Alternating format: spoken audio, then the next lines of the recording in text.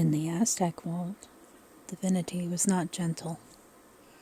The gods demanded blood, breath, bone, and obedience. But sometimes they demanded something stronger. Sometimes the sacred path led not through pain, but through pleasure, through altered states, through intoxication, through surrender. Tonight, we meet a god who ruled that dangerous threshold. This is Pittzintecuhtli, lord of hallucinogenic plants, sacred medicine, and divine intoxication.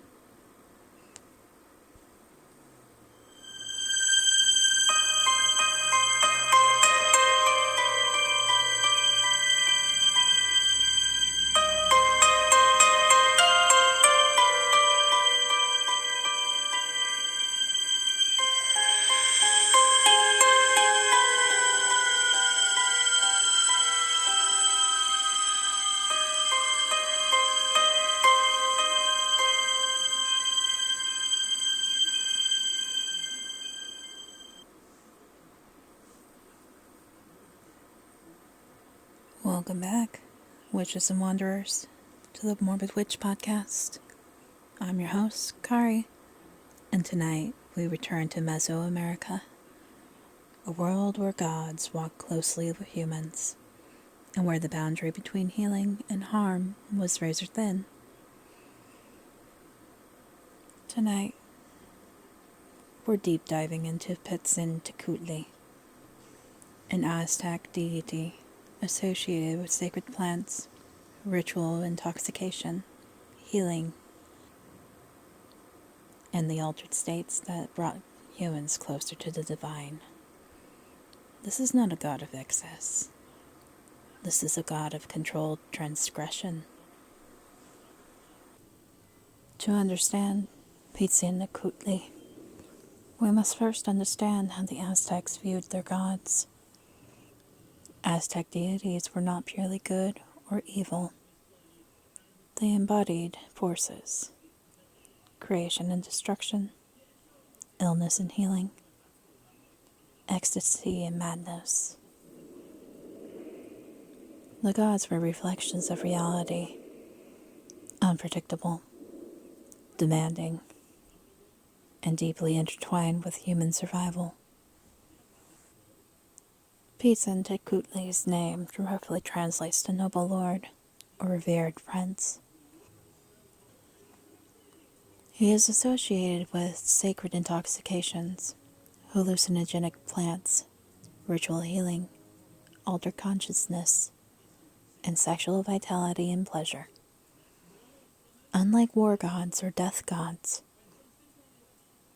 Pittzintecuhtli ruled inner landscapes. He governed what happened when the mind loosened its grip on the waking world.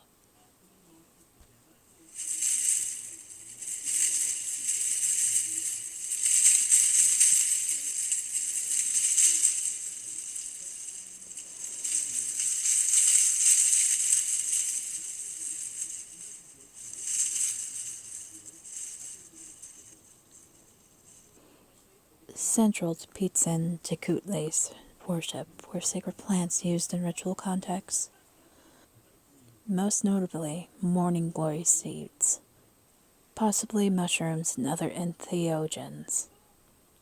These substances were not recreational. They were tools, consumed only by priests, healers, and those undergoing ritual transformation. Improper use was believed to invite madness, illness, or divine punishment. In Aztec belief, ecstasy was not indulgence, it was communication. Altered states allowed humans to speak with gods, receive visions, diagnose illness, and divine futures. Pittzintecuhtli presided over these fragile doorways, ensuring that those who crossed it did so with reverence. Lose control, and the god became wrathful. Healing in Aztec culture was spiritual as much as physical. Illness could be caused by imbalance, divine displeasure, soul loss, and spiritual intrusion. Under Pittzintecuhtli's guidance, healers used sacred plants to retrieve those lost parts of the soul, confront visions, and restore balance. Healing was not painless. It required surrender. Unlike later colonial interpretations, Aztec spirituality did not view sexuality as inherently sinful. Under Pittzintecuhtli, sexual energy was seen as life force, potent, volatile, and sacred. Ritual sexuality, fertility rites, and ecstatic dances were believed to strengthen cosmic balance. But excess, unsanctioned indulgence was taboo. Again, the theme returns. Control, not denial.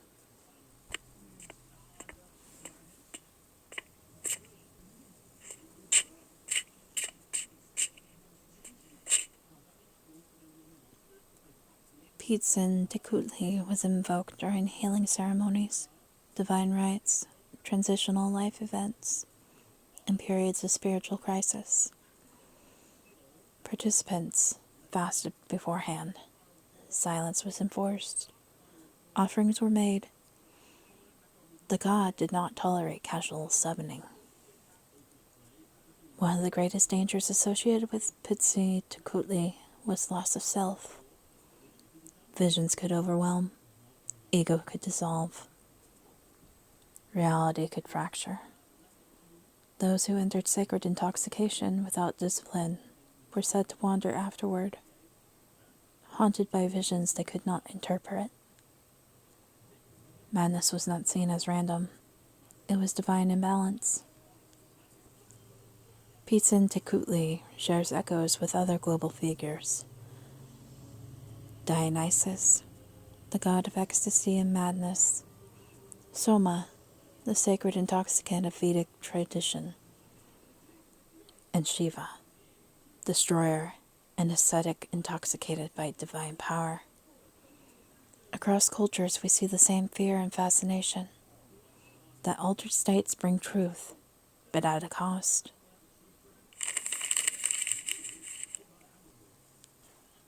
After the Spanish conquest, Pittzintecuhtli's worship was aggressively suppressed. Sacred plants were labeled demonic. Ritual ecstasy was condemned as sin. Indigenous healers were persecuted. What survived did so in fragments, whispered traditions, encoded rituals, and hidden knowledge. The god was not forgotten. He was buried.